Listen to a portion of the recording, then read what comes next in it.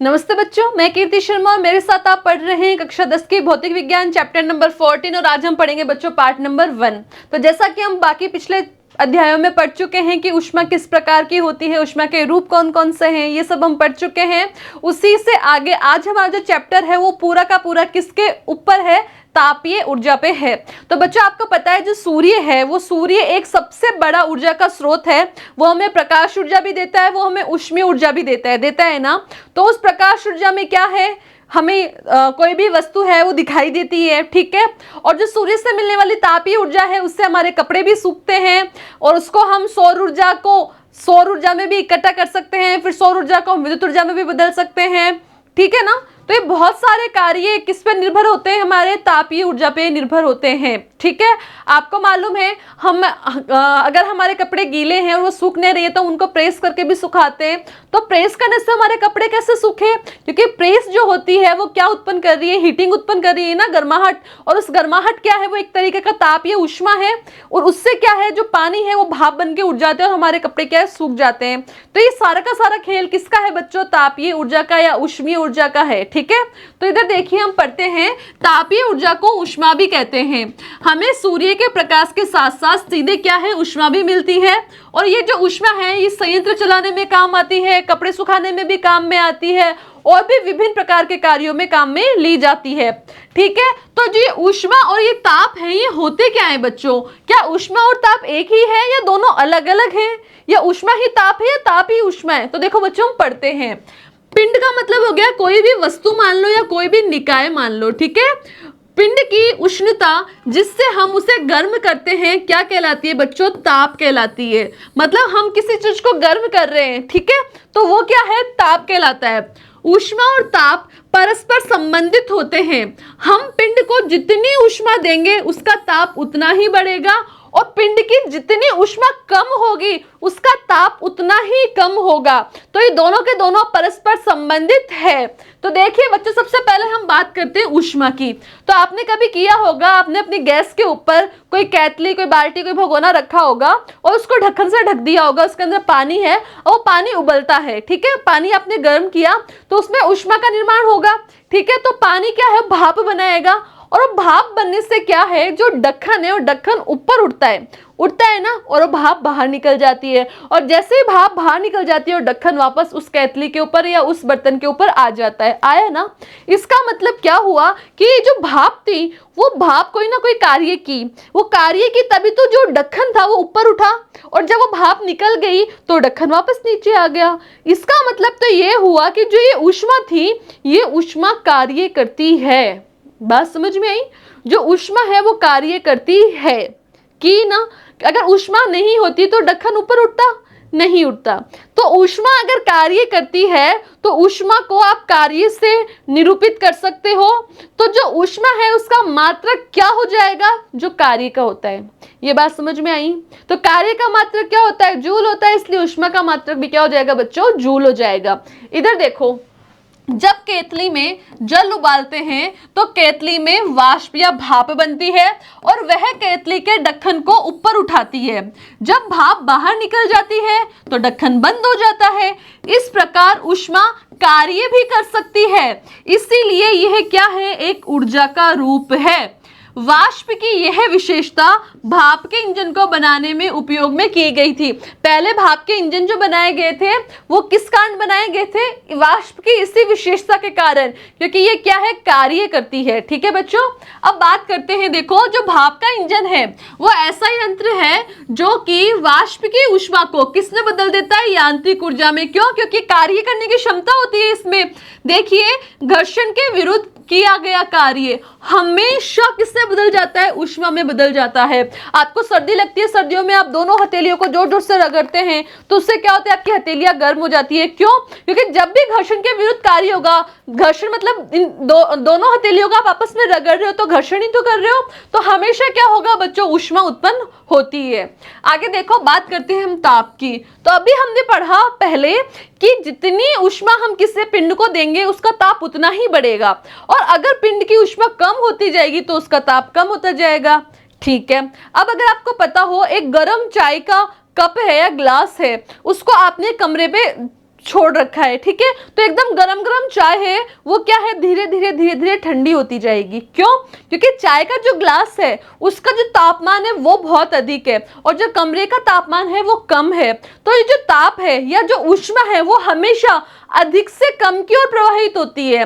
तो जो कमरे का टेम्परेचर है वो कम है, आपके चाय के ग्लास का टेम्परेचर तापमान ज्यादा है, तो तापमान चाय के ग्लास से किस में प्रवाहित होगा, कमरे में प्रवाहित हो जाएगा। और दोनों जब बराबर तापमान पे आ जाएंगे तब इनका जो स्थानांतरण है वो होना बंद हो जाएगा, ठीक है।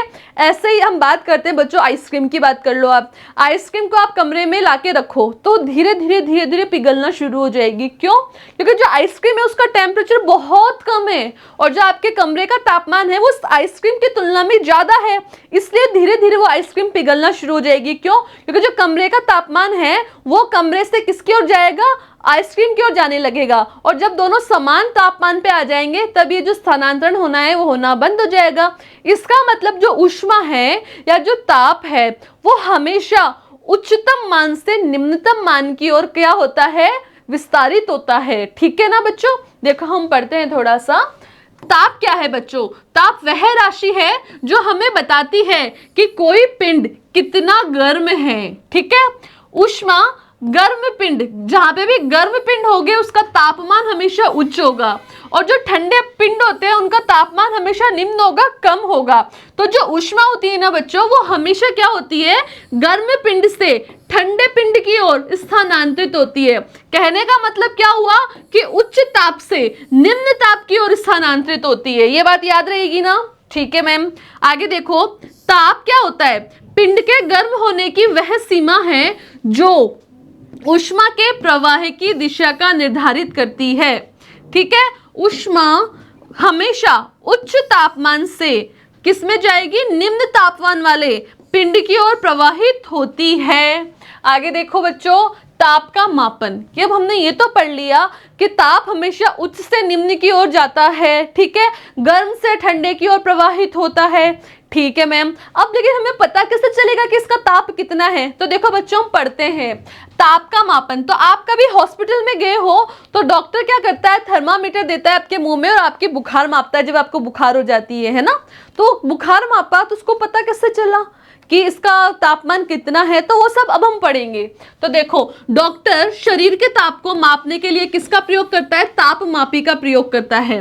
तापमापी विभिन्न प्रकार के होते हैं जो कि विभिन्न उद्देश्य के लिए उपयोग में लिए जाते हैं। अब देखो बच्चों, डॉक्टर हमारा ताप मापता है वो तो डॉक्टर थर्मामीटर हो गया। थर्मामीटर मतलब तापमापी, तापमापी हिंदी, थर्मामीटर इंग्लिश, ठीक है।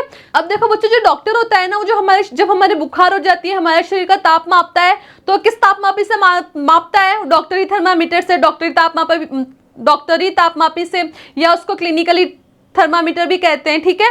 ऐसे जो साइंस की बड़ी बड़ी प्रयोगशालाएं होती है उसके अंदर अगर किसी वस्तु का, किसी पिंड, किसी पदार्थ का हमें ताप मापना है तो हम कौन सी थर्मामीटर काम में लेंगे? तब हम डॉक्टरी थर्मामीटर काम में नहीं लेंगे, क्योंकि वो इस अकॉर्डिंग बनाई गई है कि वो हमारे शरीर का ताप माप सकती है, किन्हीं पदार्थों का नहीं, ठीक है। तो वहां पे जो काम में ली जाती है तापमापी वो होती है आपके प्रयोगशाला तापमापी। ऐसे ही जो हमारा मौसम है, तो जो मौसम वैज्ञानिक होते हैं वो डॉक्टरी थर्मामीटर से थोड़ी ना मौसम का टेम्परेचर मापते हैं, उनके हिसाब से बनाई गई तापमापी अलग होती है। इसलिए हर अलग अलग उद्देश्य के हिसाब से अलग अलग थर्मामीटर पाया जाता है। आजकल आपने देखा होगा, आजकल तो डिजिटल भी आ गए थर्मामीटर। तो देखो बच्चों, पढ़ते हैं हम कि मनुष्य के शरीर का ताप मापने के लिए डॉक्टर जो तापमापी काम में लेता है उसे डॉक्टरी थर्मामीटर अथवा क्लिनिकल तापमापी कहते हैं, ठीक है। नेक्स्ट देखो, ये डॉक्टरी थर्मामीटर है, कुछ इस तरीके की कांच की नलिका होती है, यहाँ से आपको मुंह में दिया जाता है, यहाँ क्या पारा की एक छोटी सी गोली जैसी संरचना होती है, तो जितना आपका टेम्परेचर होता है पारे की गोली उतने ही ऊपर चढ़ती जाती है और ये जहां आके रुकती है हमें पता चल जाता है कि हमारा शरीर का ताप कितना है, ठीक है बच्चों। आगे देखिए, विज्ञान के प्रयोग करते समय ताप नापने के लिए जिस तापमापी का उपयोग हम करते हैं उसे क्या कह देते हैं, प्रयोगशाला तापमापी कह देते हैं, या आपके प्रयोगशाला थर्मामीटर है। ऐसे ही दिन में अधिकतम और न्यूनतम ताप ज्ञात करने के लिए मौसम विज्ञानी जिस तापमापी का उपयोग करते हैं उसे अधिकतम न्यूनतम तापमापी कह देते हैं। तो ये आपका क्या है, टेम्परेचर मापने वाली अपने वातावरण का थर्मामीटर है। आगे देखो, आजकल देखो बच्चों, इस तरीके के तापमापी भी आ गई जो जिसको हम क्या कहते हैं, डिजिटल थर्मामीटर कहते हैं, ठीक है। देखो इन दिनों विभिन्न उद्देश्यों के लिए डिजिटल तापमापी का भी उपयोग किया जा सकता है। इसमें क्या है, डायरेक्ट ही आपको अंकों के अंदर पता चल जाएगा कि आपके शरीर का तापमान कितना है। नेक्स्ट देखिए बच्चों, अब तापमापी है इसकी रचना कैसे हुई है, ठीक है, कैसे बनाई जाती है। तो देखो बच्चों, हमारे दैनिक जीवन में मरकरी इन ग्लास तापमापी सुगमता से प्रयोग में लाया जाता है। तो हमारे जो तापमापी है वो कुछ इस तरीके की थी ना, अभी जो हमने डॉक्टरी थर्मामीटर पढ़ा, इसमें क्या होता है, पारा भरा हुआ होता है और इसमें कुछ मान लिखे होते हैं और जितना शरीर का टेम्परेचर हमारा होता है, ये पारे की जो गोली है ये इतने ही ऊपर जाती है। तो देखो कैसे जाती है, किस तरीके से इसका निर्माण हुआ। तो इस प्रकार के तापमापी में पतली भित्ति का बल्ब या घुंडी कांच की मोटी भित्ति की नलिका से जुड़ा होता है। मतलब ये तो क्या होता है, पतली भित्ति वाला, और ये जो कांच है ये क्या है होता है, मोटी भित्ति वाला होता है। आगे देखो, बल्ब और कुछ निश्चित ऊंचाई तक नलिका में मरकरी मतलब पारा भरा होता है। नलिका में पारे के स्तर के ऊपर का भाग रिक्त रहता है और नलिका के ऊपरी सिरे को बंद कर दिया जाता है। ये जो नलिका थी यहां से तो बंद था, इसके अंदर पारा था और इसके अंदर और कुछ भरा नहीं जाता, बाकी नलिका रिक्त होती है। इसके बाद तापमान नापने के लिए तापमापी का अंशांकन मतलब माप चिन्ह करना किया जाता है। इस प्रक्रिया में तापमापी पर न्यूनतम और उच्चतम बिंदु चिन्हित करने के लिए क्रमशः बल्ब को पहले पिघलती बर्फ में, सबसे पहले जब हम थर्मामीटर बनाएंगे तो सबसे पहले उसको बनाने के बाद कांच की नली में पारा रखने के बाद हम क्या करेंगे, सबसे पहले उसको पिघलती बर्फ में रखेंगे कुछ समय के लिए और उसके बाद हम निश्चित समय के लिए उसको भाप में रखेंगे। तो जब हम बर्फ में रखेंगे तो न्यूनतम तापमान आ जाता है उसके अंदर, और जब हम उसको किस में रखेंगे, भाप में रखेंगे, तो अधिकतम तापमान आ जाता है। तो देखो, बल्ब और नली को लंबे समय के लिए क्रमशः बर्फ में रखने पर न्यूनतम बिंदु और भाप में रखने पर उच्चतम बिंदु के लिए नली में पारे का स्तर स्थिर हो जाता है, ठीक है, उससे ऊपर नीचे नहीं जाता है। फिर वो देखो, ये तो क्या है, ये बर्फ से भरा हुआ कोई बर्तन है, इसके अंदर बर्फ के टुकड़े हैं। कुछ समय के लिए इसको क्या है, हम बर्फ से भरे हुए बर्तन में रख देते हैं, जिससे क्या है, इसका न्यूनतम तापमान आ जाता है, ठीक है। इसको हम हिमांक कहते हैं। बर्फ के अंदर जो रखा गया है ना, तब जो अंक आता है उससे क्या कहेंगे, हिमांक। और यहाँ पे क्या है, यहाँ पे बहुत गर्म पानी है, भाप वाला, ठीक है। उसके बाद यहाँ से निकाल के इसको हमने इसके अंदर रख दिया है। तो आपको पता है कि जो भाप है मतलब तापमान बहुत ज्यादा है तो इसका मान उच्च आएगा, तो इसको क्या कहते हैं, भाप बिंदु। तो पारे का जो है अधिकतम मान जो होगा वो इसके अंदर आ जाता है। यह प्रक्रिया होने के बाद देखो क्या होता है, तापमापी में द्रव के रूप में पारे को ही क्यों लिया गया। अब ये क्वेश्चन है कि हम पारा ही क्यों काम में ले रहे हैं। हम पारे की जगह सोडियम, नाइट्रोजन, कुछ और भी तो काम में ले सकते थे, या कोई और धातु काम में ले सकते थे, सोना चांदी कुछ भी, हमने पारा ही क्यों लिया। तो देखो इसका क्या कारण है। देखो, पारा पिंड के तापमान को शीघ्रता से प्राप्त करता है। यह संपर्क में आते ही बहुत जल्द बहुत थोड़ी मात्रा में ऊष्मा को अवशोषित कर लेता है और विस्तृत सीमा में समान रूप से प्रसारित होता है। यह अपारदर्शी है और पात्र के दीवार पर चिपकता भी नहीं है, ठीक है।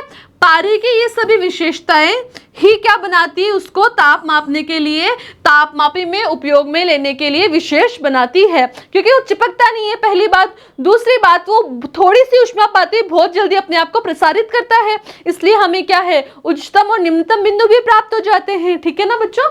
देखिए आगे, उच्चतम और न्यूनतम बिंदु को अलग मान देकर और इसके मध्य की दूरी के माप को बराबर भागों में बांटकर तापमान मापने के लिए अलग अलग मापक्रम बनाए गए हैं, ठीक है। तो हमने क्या किया कि जब हमने उसको पहले तो बर्फ के अंदर फिर भाप के अंदर रखा, तो उसमें एक तो निम्नतम बिंदु आ गया और एक उच्चतम बिंदु आ गया, और ये जो दूरी आई, इस दूरी को हमने बराबर भागों में बांट दिया है, और उसके बाद हमने क्या बनाई, तापमापी। तो देखो हमने जो मापक्रम लिए हैं वो कौन कौन से ले सकते हैं। तो हम 3 प्रकार के मापक्रम ले सकते हैं। एक तो ले सकते हैं हम सेल्सियस, डिग्री सेल्सियस, एक ले सकते हैं हम फ़ारेनहाइट, एक ले सकते हैं हम केल्विन। ये तीनों जो मात्रक है या मापक्रम है, ये किसको मापने के हैं, ये ताप को मापने के हैं। आपको याद रखना है क्या क्या होते हैं, सेल्सियस होता है, फ़ारेनहाइट होता है और केल्विन होता है। सेल्सियस को C से लिखते हैं, फ़ारेनहाइट को F से लिखते हैं और केल्विन को कैसे लिखते हैं।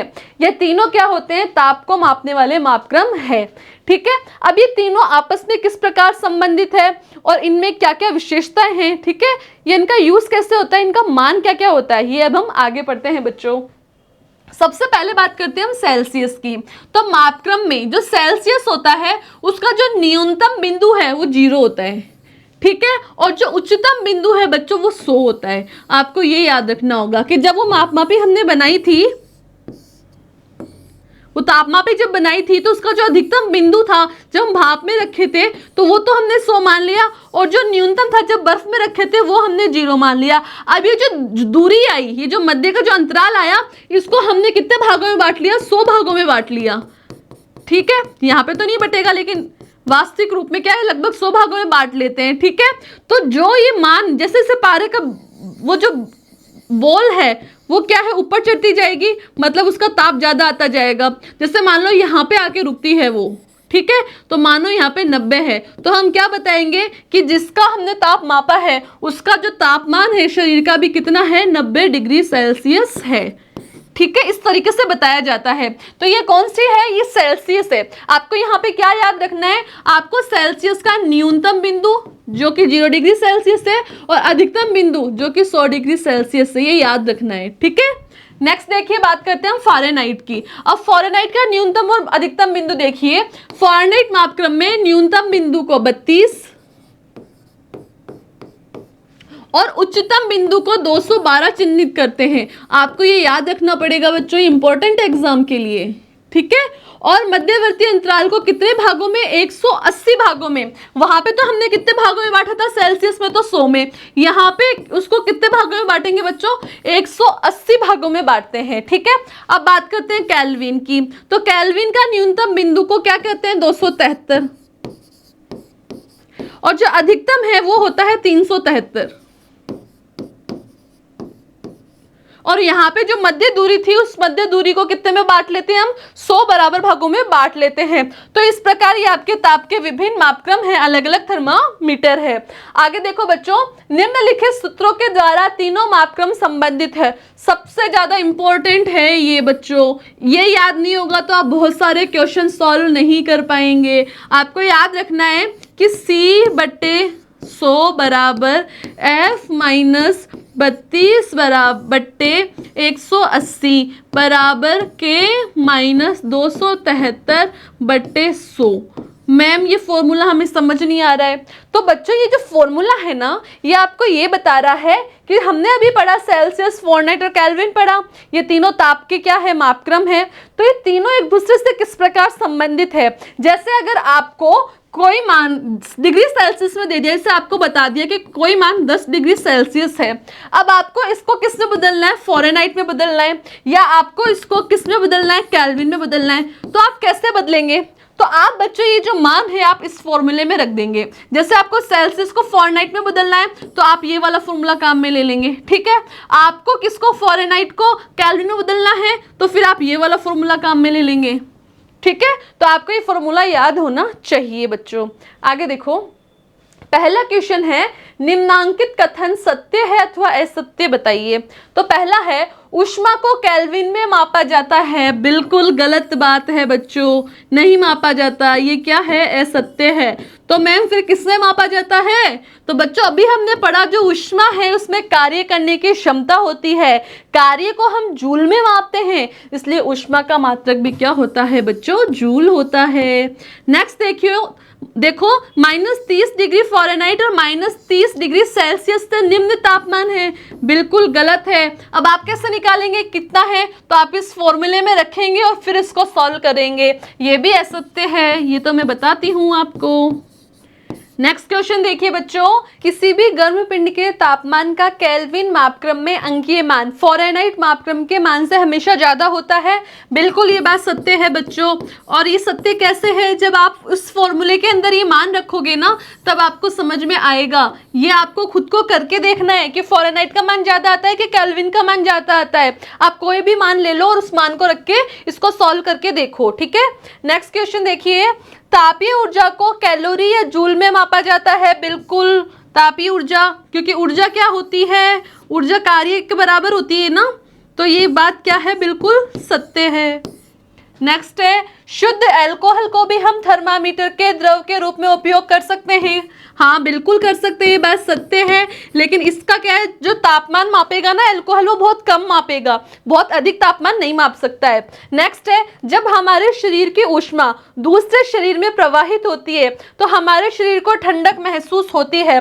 बिल्कुल ठंडक महसूस होती है, ये बात भी क्या है, सत्य है। क्योंकि आपको पता है हमेशा उच्च तापमान से निम्न तापमान की ओर बहेगी ऊष्मा। हमारा तापमान क्या है शरीर का, अगर उच्च है और दूसरे तापमान निम्न तापमान की ओर जा रही है ऊष्मा, तो हमें ठंडक महसूस होगी। और अगर हमें ऊष्मा मिल रही है तो हमें क्या होगी, गर्माहट महसूस होगी। इसके आगे का पार्ट हम पढ़ेंगे बच्चों नेक्स्ट वीडियो में। तब तक आप पढ़ते रहिए, मस्त रहिए, धन्यवाद।